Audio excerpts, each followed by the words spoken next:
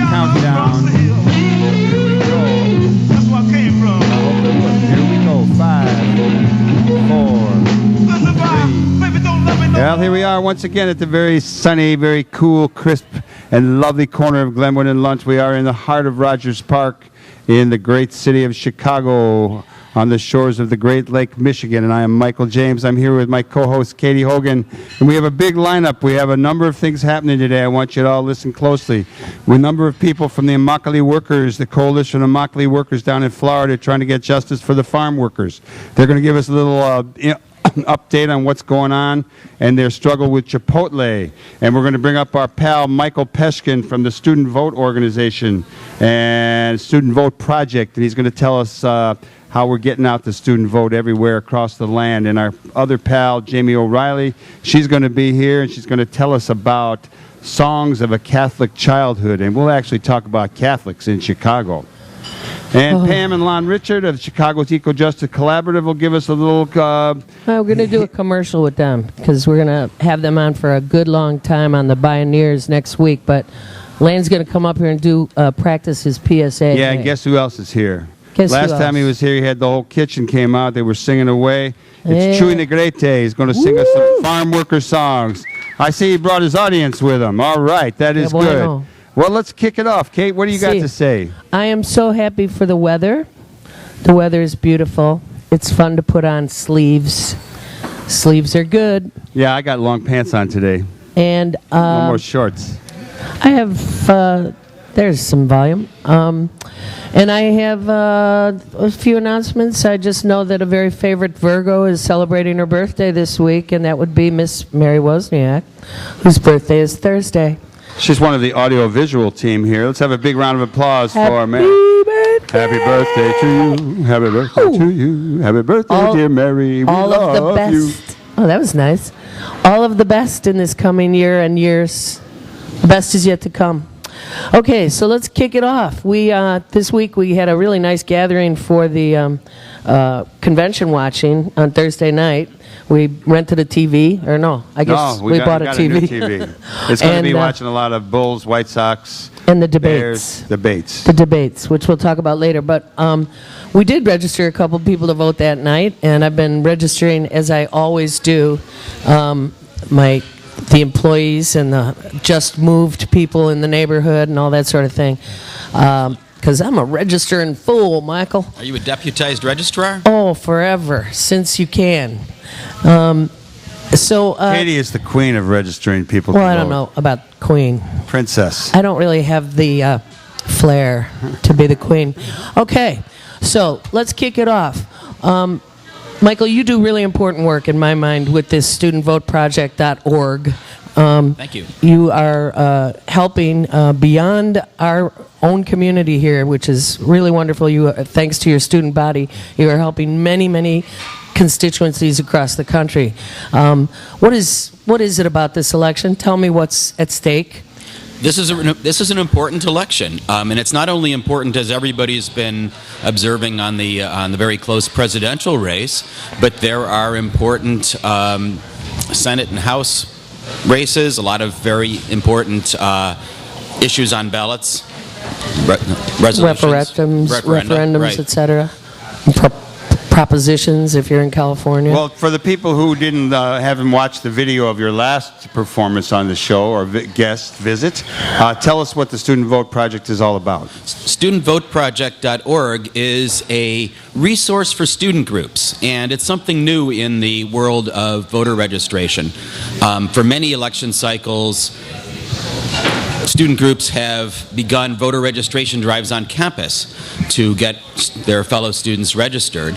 And it's newly possible to do this where students can vote absentee as well as registering to vote locally. Mm-hmm. So StudentVoteProject.org is a complete kit for a student group who wants to offer their fellow students both the choice of registering and voting locally in the traditional way, but also the choice of registering and voting and getting an absentee ballot from their home community, wherever that is. And that might be in their home state.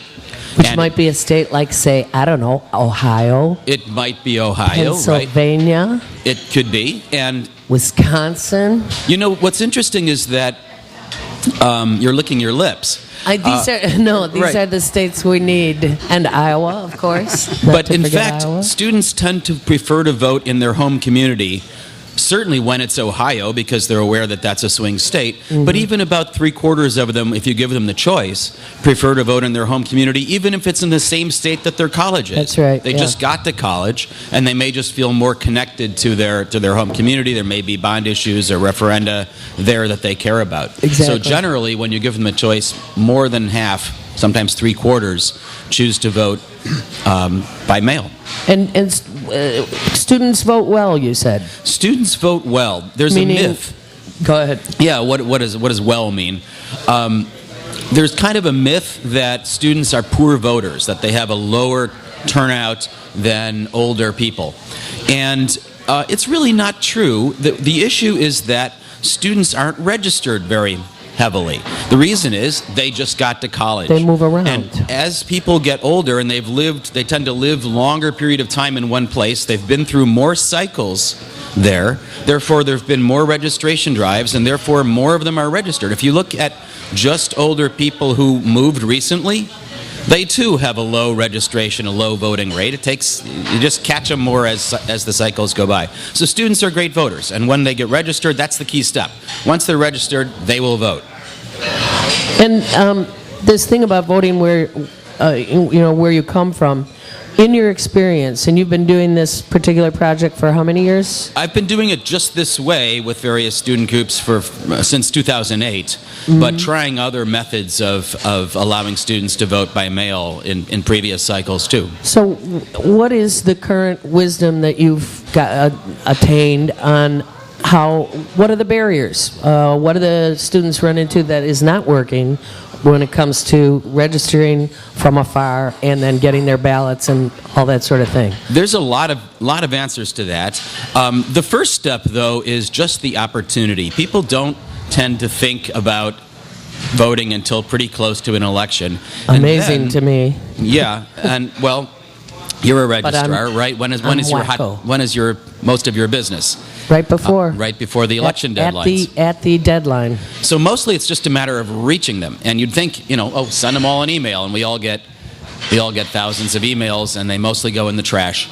So what really works is to get out on campus, to have tables for students who are in these student groups doing registration drives, to find people who are standing in line at the cafeteria, the student union, Right. getting their ID, whatever. Walk up to them and say, we can take care of this whole thing right now. And when it comes to voting by mail, so many students are kind of holding out. They say, I'm from Ohio. I'd really rather vote in Ohio. I should really get around to that sometime. But if somebody walks up to them and says, would you like to do that right now? We'll help you fill out the forms. We've got them right here. So you have forms, the specific forms from each state. From each state. So people doing studentvoteproject.org drives have the forms from all 50 states plus D.C. They have the mailing addresses. They have the stamps. It's actually an issue, the stamp. I Right? bet. Because why would you have a stamp nowadays? What do you need to mail? Just this. This is the only thing all year you're going to have to mail. Isn't that something? So to provide that service really makes a big difference. So that's just kind of the practical barrier. Get out there in person.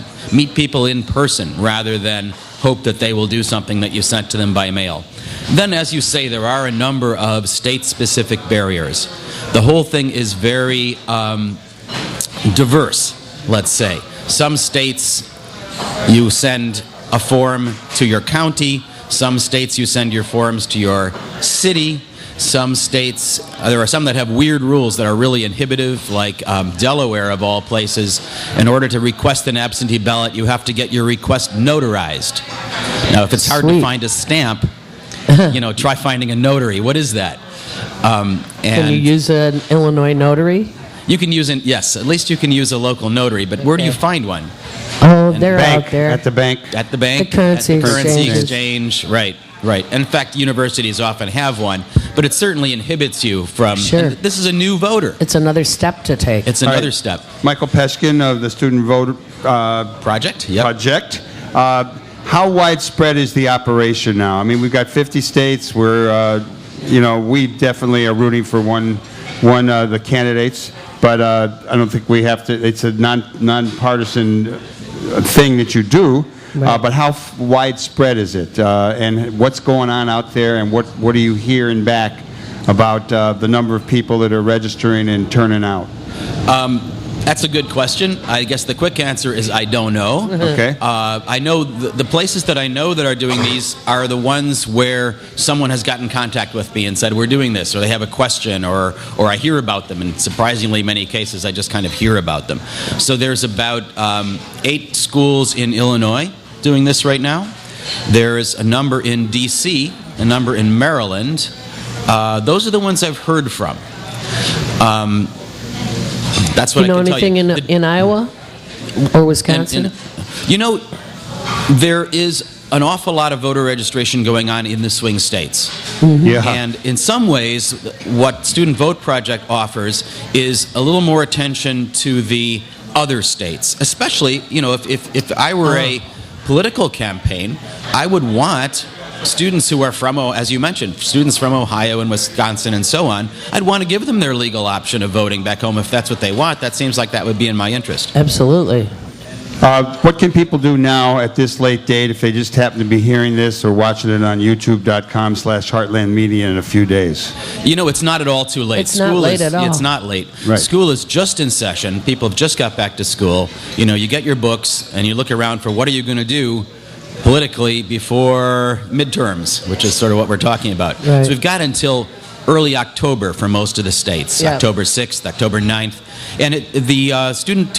1 month. 1 month. 1 month exactly. But how long does it take to get a drive like this going? No time at all. You read the instructions, you get clipboards and pens. People have... This is one I've heard back from students doing this drive. They say, we're not using... you have to copy a student ID, or not a student ID, a driver's license to prove residence. That's the easiest way to prove residence when you're registering and voting by mail. Mm-hmm. They said, we're not doing that anymore. We're using our smartphones. We're just photographing people's driver's ID. license and printing it out later. So to get that kind of a drive going, you can print the forms on the fly. It takes just a couple of days. What you mostly need is volunteers. So what could people do who are listening to this? How old are the people? If they're students, I'd say find your favorite campus, your own, and find some friends and get this going. Get everybody registered, giving them their legal choice. Vote here, vote back home. If they're parents of students, call up your kids. Yeah. Because this is good. on studentvoteproject.org, they can get the entire toolkit. The whole toolkit is there. All the instructions, all the little detaily things, all the supplies. Just jumping on your words there, just because we're jumping. The early voting is, some of it is very, very early. Iowa starts voting, choosing the president in Iowa begins September 26th, I believe. Do you know anybody as early as that? Any other states? I haven't looked at the early voting deadline. Some of them are in fact, Ohio, I think, is in contention about that. They got a resolution to open it again, and the Secretary of State said he's going to appeal. I certainly hope some judge will say, that's it, no more appeals. Talk about this after the election. Right. Michael, we want to thank you for coming on. Michael Peskin. I want to thank you for the work you do. And the work you Thank do, you of both. course. Yeah. And everybody get a hold of him. Go to studentvoteproject.org and whoever you are, work on getting out the vote this year. This is really crucial, and I'm sure we'll be talking about it every week up until the election and a little bit after. Thank you. Michael Thanks a lot.